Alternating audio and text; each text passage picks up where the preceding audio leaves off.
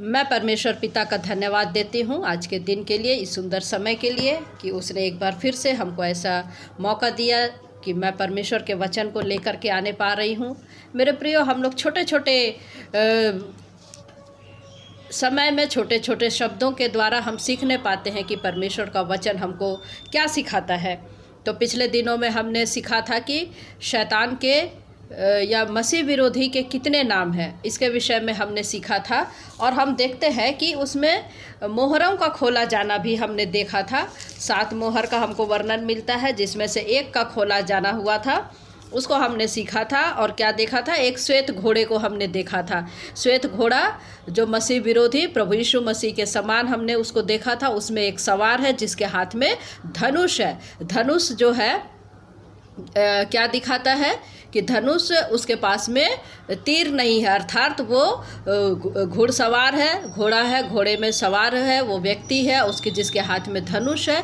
और धनुष जो है उसके हाथ में तीर नहीं है, लेकिन ये चीज़ हमको बताता है कि वो जय तो प्राप्त करेगा, दूसरे लोगों को भरमाने का तो काम करेगा, लेकिन पूरे तरीके से सफल नहीं होगा। हाँ, लेकिन कुछ लोगों को वो अवश्य ही भड़काएगा। और ये कितने समय का होगा, ये हमको मती रचित सुसमाचार माफ़ कीजिएगा, प्रभु यीशु मसीह से के चेले जब पूछे कि ये समय और ये काल कब होगा प्रेरितों के कार्य में, तो प्रभु यीशु मसीह ने कहा कि ये सब जानने का अधिकार तुम्हें नहीं है, ये सिर्फ और सिर्फ पिता के पास में इसका अधिकार है। तो मेरे प्रिय, ये सब चीज़ों को हमने देखा था। तो ये सारी चीज़ों हमको संकेत करता है कि हम कैसे अंत के समय में है। पहली मुहर का खोला जाना ये कब और कितने समय का होगा, ये हमें मालूम नहीं है। ये समय काल चलते रहेंगे। तो मेरे प्रियो, जैसे ही पहला मोहर का खोला जाना होगा वो समाप्त नहीं हुआ रहेगा, तब तक हम देखते हैं कि दूसरा भी खुल चुका होगा। तो ये जो है ये चलता रहेगा, पहला मोहर, दूसरा मोहर, तीसरा मोहर का खोला जाना। और ये तब तक होगा जब तक प्रभु यीशु मसीह का आगमन नहीं हो जाता।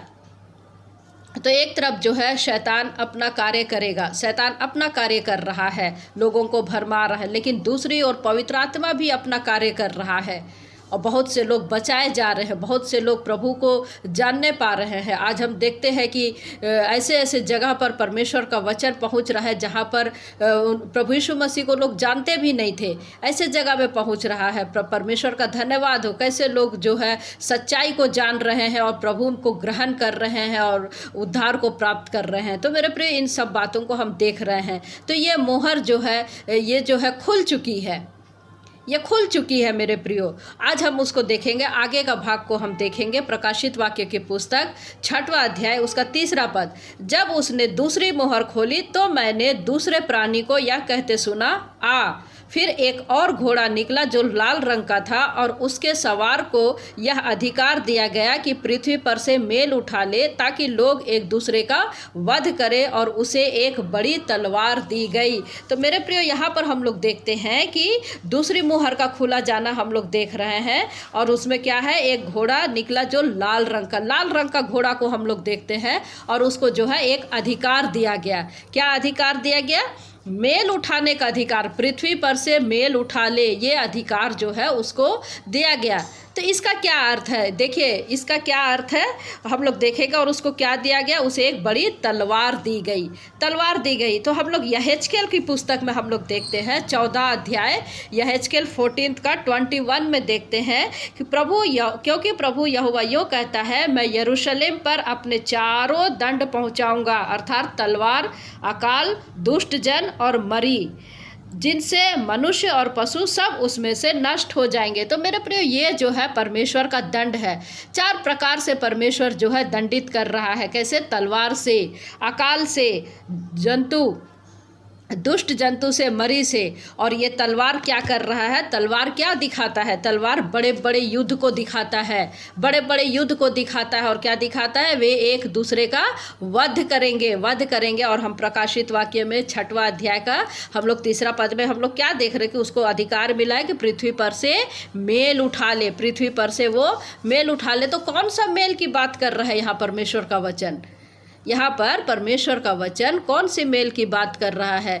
कुछ लोगों का कहना है, कुछ जानकार टीकाकारों का कहना है कि पृथ्वी पर से पवित्र आत्मा उठा लिया जाएगा। लेकिन मेरे प्रियो, अभी तो बहुत सारी चीज़ें होना बाकी है, बहुत सारी चीज़ें होना बाकी है। इसलिए हम इसको ये नहीं कहते कि पवित्र आत्मा का उठाया जाना होगा, क्योंकि हम देखते हैं कि पवित्र यहाँ पर यदि देखते हैं कि पवित्र आत्मा यदि उठा लिया जाए तो फिर 2 गवाहों का आना है, और अभी तो बहुत सारे घटनाओं का होना है। और हम देखते हैं कि ऐसे ऐसे विश्वासी भी होंगे जो अपने माथे पर उसके मुहर को नहीं लगाएंगे, छाप को नहीं लगाएंगे, इनकार करेंगे। ऐसे लोगों, ऐसे विश्वासी भी आएंगे। तो हमको जो वचन हमको बताता है कि यीशु मसीह पर विश्वास करना पवित्र आत्मा के द्वारा होता है, यीशु मसीह पर विश्वास करना पवित्र आत्मा के द्वारा होता है। तो इसलिए मेरे प्रियो, और पवित्र आत्मा उस वक्त भी होगा जब एंटी क्राइस्ट होगा।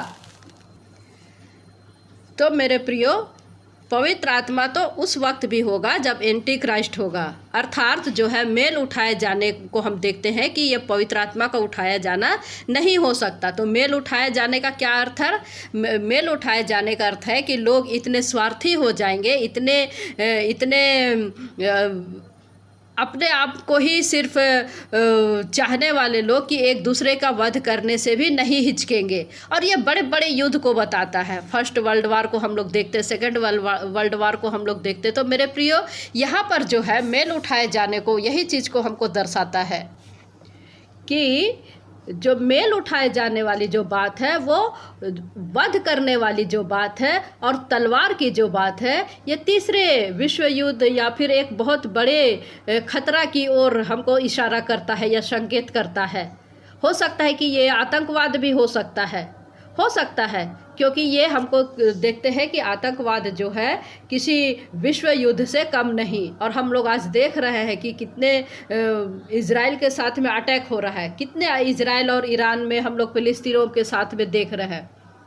तो मेरे प्रियो, यहाँ जो है मन में प्रेम नहीं है, मन में प्रेम नहीं है। तलवार अर्थात लोगों को घात करना। आतंकवादी संगठन भी हो सकता है, एक देश का दूसरे देश के साथ में युद्ध की भी बातें हो सकती है। एक बड़े पैमाने पर हम लोग एक बड़े पैमाने को देखते हैं। तो यहाँ ये एक दौर है, ये एक दौर है प्रियो, जब पृथ्वी पर से कोई भी एक दूसरे के प्रति प्रेम नहीं करेगा, बल्कि एक दूसरे को अपने स्वार्थ के लिए जो है वध करेगा।